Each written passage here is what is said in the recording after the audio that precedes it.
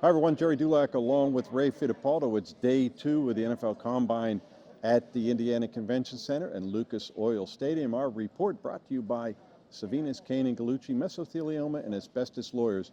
With 85 years of experience, call them for a free consultation. And Ray, they paraded the defensive linemen out today along with some of the edge rushers, of course.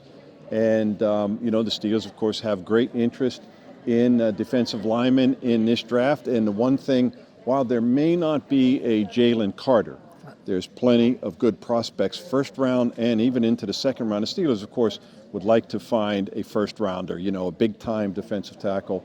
And there's several of them in this draft. Yeah, one of the themes, Jerry, is there's guys of all shapes and sizes, but there are some humongous guys in here. Kenneth Grant from Michigan, just a towering figure. We just interviewed Derrick Harmon from Oregon now. Harmon is a transfer from Michigan State. He compares himself to Cam Heyward. That's who he likes to watch on tape. So he's a big fan of Cam Heyward.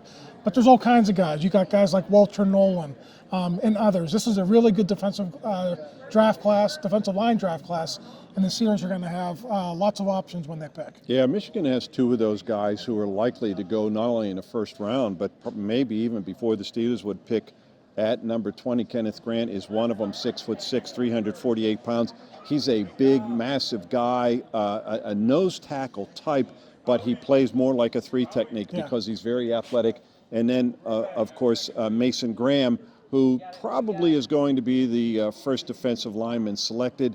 Not impressive when you look at him, 6'3", 215, but man, he plays the run and he rushes the passer, and he was a very disruptive player at Michigan. So they have 2 guys at Michigan, and Michigan has sent a lot of defensive linemen to the NFL, most recently Aiden Hutchinson. Yeah, and the thing about Kenneth Grant is, you mentioned he's an NFL-ready run stopper right now, but the reason he's going to go in the first round is there's that upside about him becoming a better pass rusher in the NFL. So that's why teams are so intrigued by him. The nose tackles of yesteryear, they're gone now, Gerry. You have to be able to be a versatile defender. Kenneth Grant is one of those guys. Ray, so much attention being placed on the defensive line and what it can do for a team. Look, we've known it all along, but we saw it in the Super Bowl. And then it kind of sets the template for what teams would like to do. Look at what the Eagles did. Let's try to do that.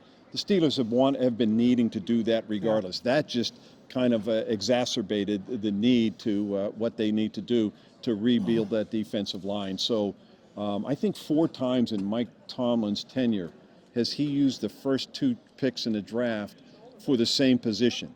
And it wouldn't surprise me, and I almost would endorse it, if the Steelers did that, if they used their first 2 picks in the draft on the defensive line for their top 6 guys from that last playoff game, all going to be over the age of 30, led by Cam Heyward, who going to be 36, Ray. Is it reasonable to think he could have another All-Pro season? He was amazing this year. But still, you just go beyond that, and they need to make some changes. Yeah, you have to plan for the future. Cam Heyward cannot play forever. You're going to need a defensive end type like him a year or 2 down the road.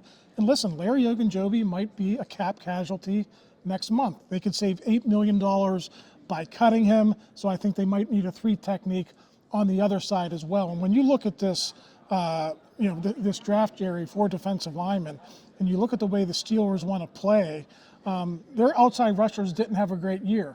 Why was that? The interior guys didn't get that push up the middle like they usually do. So if they can improve the middle of the defensive line, that'll help out T.J. Watt and Alex Highsmith. And too, Ray, what that does now, it raises the question of what you do schematically. Certain guys fit better into schemes. The Steelers are a two-gap scheme.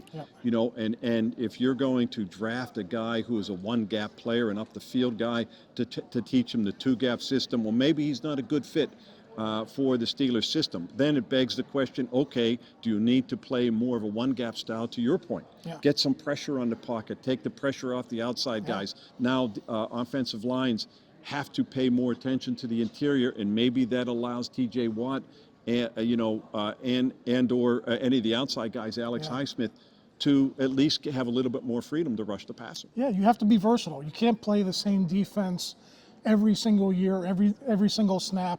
The way you used to. The 3-4, I don't want to say it's obsolete, but the Steelers are in their base 3-4 defense 25 to 30% of the time. Tops. So the rest of the time, they are in more sub-package football. You're rushing the passer more. And I agree with you. If there's a great, one gapper who's there at 21, like a Walter Nolen, something like that, maybe you got to take him. Maybe you got to tweak your defense around those players. Yeah, Walter Nolen, I would say if there's three guys who probably are the best fit for the Steelers and probably have their interest are the two guys from Michigan and Walter Nolen. Now, are they going to be able to get him?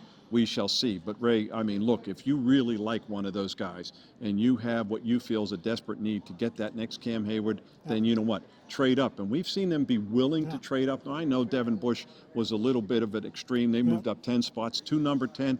But even with Broderick Jones, they moved up 2 spots because they really liked him. They wanted to go get him. Then you know what? If they feel this way at number 20, move up 4 or 5 spots and go get that guy. Yeah, this is certainly the draft where you can do that. But Gerry, like you said, there are good defensive linemen, second, third, maybe even into the 4th round this year. If you don't get your guy in the 1st, and we all think they will, but if you don't, you're going to have plenty of opportunities to get some other guys. The chances of finding, though, that next Cam Heyward, who was a first rounder, you don't find them on the 2nd, 3rd, or 4th rounds. Typically, you do that on the 1st round. Keeanu Benton is a nice piece, a guy who's going to fit in nicely. But he's not the type of guy you're going to build your line around like you would with a Cam Heyward. So if you can go get that guy, go get him. Ray Abdul-Carter, Penn State's edge rusher, was out today as well. He's not going to test here, but he did speak to the media. He, with all likelihood, will be the first defensive player selected in this draft. Yeah. If I doubt number 1 overall, but probably in the first 3 picks, I bet. Yeah, following in the footsteps of a guy like LeVar Arrington, wore his same number at Penn State. Penn State. Micah Parsons, too. Micah Parsons, right? too. A lot of good edge rushers from Penn State in the past. A lot of good Penn State players here this week as well, in addition to Abdul-Carter. Yeah, and so we'll say, the Combine will be on the field tomorrow. You'll be able to watch that on the NFL Network. Everybody loves that. It's the highest rated program on NFL Network all year. People love to watch the Combine drills. I'm not sure I've ever quite figured that one out, but it's become very, very popular. Ray and I will be back with you again tomorrow. We are here at the Indiana Convention Center, right next door to Lucas Oil Stadium, where they will be on the field tomorrow. For Ray Fittipaldo, I'm Gerry Dulac. You're watching Post-Gazette.com.